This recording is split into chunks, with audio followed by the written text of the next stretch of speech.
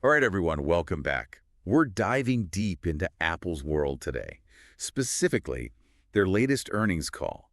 We've got all the juicy details from their Q4 2024 report. The stuff that Tim Cook and Luca Maestri themselves talked about. Yeah, the stuff that makes the headlines. Exactly. And we're going to break it all down, see what it all means, for us, for Apple, for the future of tech. Sounds good. All right, so first things first. Apple just pulled in almost $95 billion in revenue last quarter. That is an insane amount of money. Right. But here's the thing. Their growth is slowing down a bit. Yeah, that's what I noticed too when I was looking at the numbers. Yeah, so they're still making bank, don't get me wrong.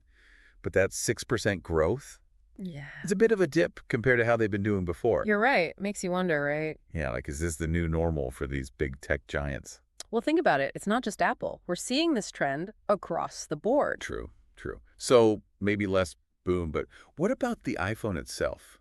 I mean, everyone I know has one. Oh, absolutely. The iPhone is still their golden goose.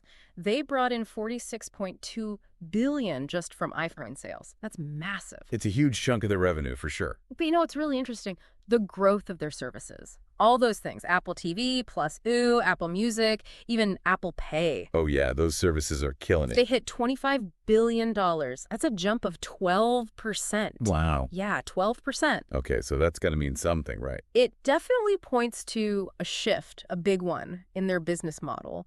They're not just relying on those big hardware sales anymore, like the iPhone. Right, right. They're trying to build up a base of loyal subscribers, folks who are paying monthly for these services. Makes total sense. It's kind of like, think about it, switching from buying CDs to subscribing to Spotify or Apple Music, right? Exactly. You pay a little bit each month, but you get access to a ton of music. And for Apple, that means more predictable income, potentially more value for investors in the long run. Plus, they're constantly adding new features and content to their services. It's a smart move, I gotta say. It really is. And speaking of those services, remember when Apple Pay first came out? It just celebrated its 10th anniversary. Oh, wow. Has it really been that long? Yeah, it's wild to think about how we used to pay for things.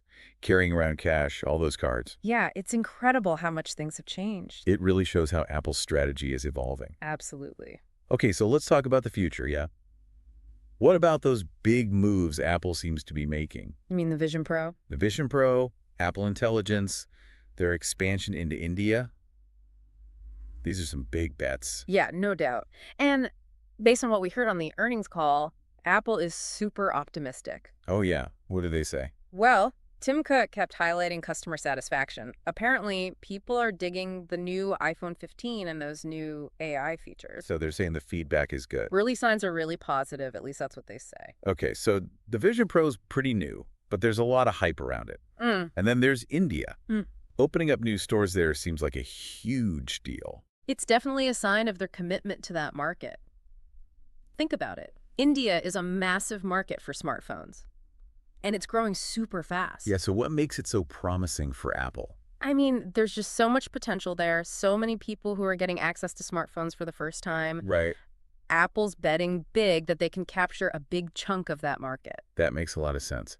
Okay, so let's talk about what the analysts were saying, because they had some tough questions for Apple's execs. Oh, yeah, they always do. Fire away. Okay, so one that really stood out to me was, how much is Apple Intelligence actually driving iPhone upgrades? Ooh, that is a good question. Right.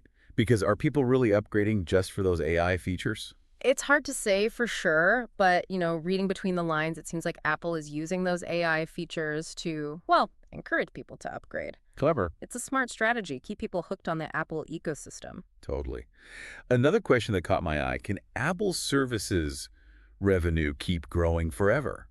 I mean, is there a ceiling at some point? That's the million-dollar question, right?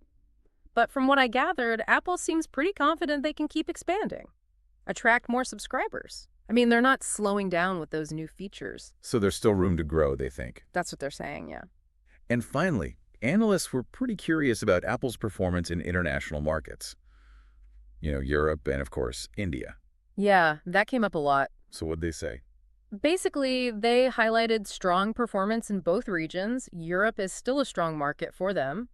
And India, well, as we said, it holds huge potential. So it seems like they're firing on all cylinders, at least for now. Yeah, they're making strategic moves, that's for sure. Okay, so to recap, Apple is still a major force in the tech world, no doubt. A powerhouse. But things are changing.